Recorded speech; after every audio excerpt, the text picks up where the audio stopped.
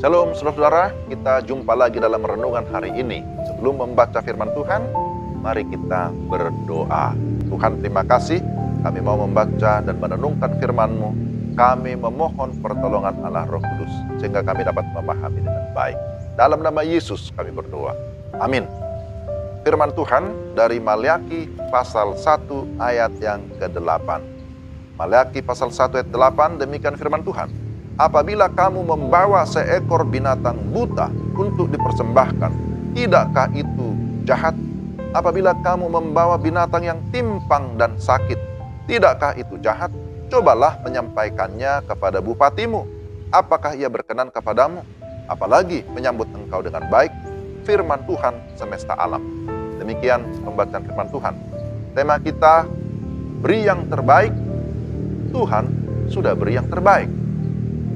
Saudara-saudara, konteks bacaan kita, yaitu Maliaki pasal 1 ini, itu adalah firman Tuhan yang disampaikan oleh Nabi Maliaki berkaitan dengan persembahan berupa korban-korban yang dipersembahkan oleh umat Tuhan kepada Tuhan. Memang ini pada masa perjanjian lama. Maliaki menegur para imam di bait Allah. Karena apa? Karena mereka mempersembahkan korban yang tidak baik. Seperti dikatakan membawa roti cemar atau haram ke atas mezbah Tuhan, membawa korban persembahan yang bercela, bagaimana yang tadi sudah dibaca. Mereka membawa binatang yang buta, cacat, sakit, hasil rampasan, dan lain sebagainya.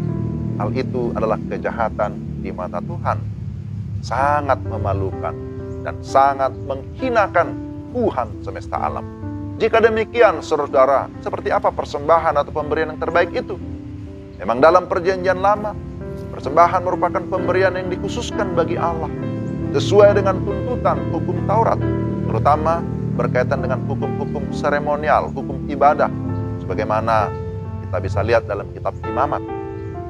Bahkan, persembahan adalah bagian yang menyatu dari para penyembah atau umat Tuhan. Artinya bahwa antara pribadi penyembah dengan persembahannya itu memang harus sinkron. Tidak boleh ada cacat celah, sebab Tuhan memperhatikan segala sesuatu dengan cermat. Kita tahu bahwa Tuhan melihat hati, begitu ya. Beberapa prinsip persembahan, ya, yakni bahwa persembahan itu disebut persembahan yang kudus.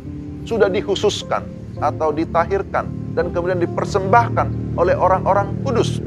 Lalu persembahan yang terbaik, tentu yang dimaksud di sini yang tidak bercacat, yang tidak bercela, dan merupakan milik sendiri, hasil usaha sendiri, bukan rampasan ya, bukan hasil curian, bukan hasil tipuan.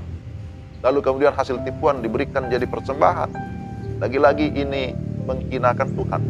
Daud misalnya mau memberi persembahan yang merupakan miliknya sendiri dalam 1 Tawarikh 21 itu ya. Maka dengan memberi persembahan yang benar dan dengan cara yang benar, berarti mengakui akan kebesaran Tuhan dan sekaligus menghormati nama Tuhan.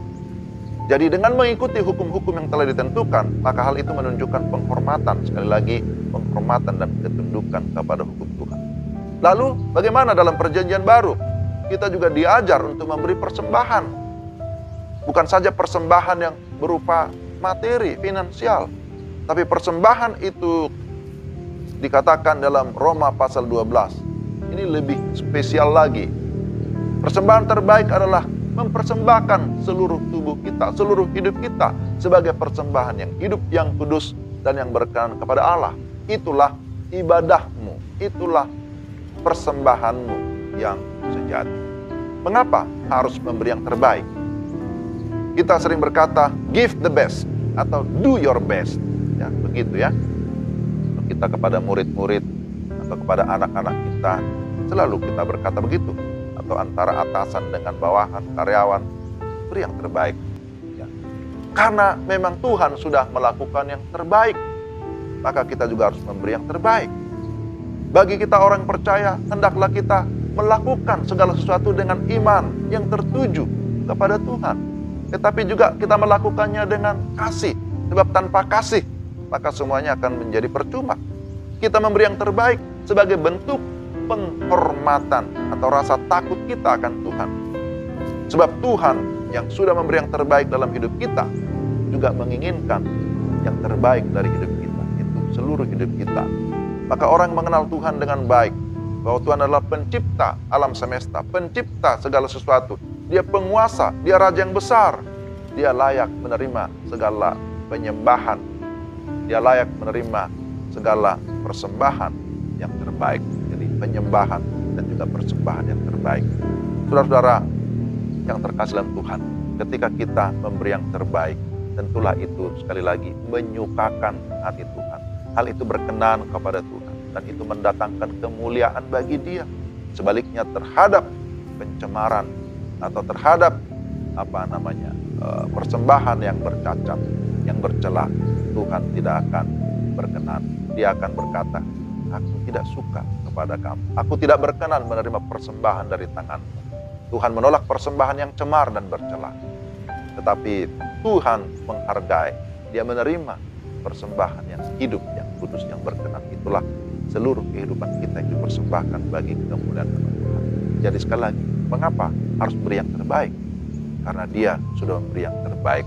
Dia sudah memberikan anaknya yang tunggal sebagai penebus satu-satunya, yang sudah mengorbankan dirinya mati di kayu salib untuk menggantikan kita. Itulah persembahan yang terbaik. Maka mari kita memberikan juga seluruh hidup kita dan segala kekudusan, menghormati nama Tuhan, karena Dia mau kehidupan kita boleh berguna bagi Dia, boleh menjadi berkat bagi banyak orang di tengah dunia.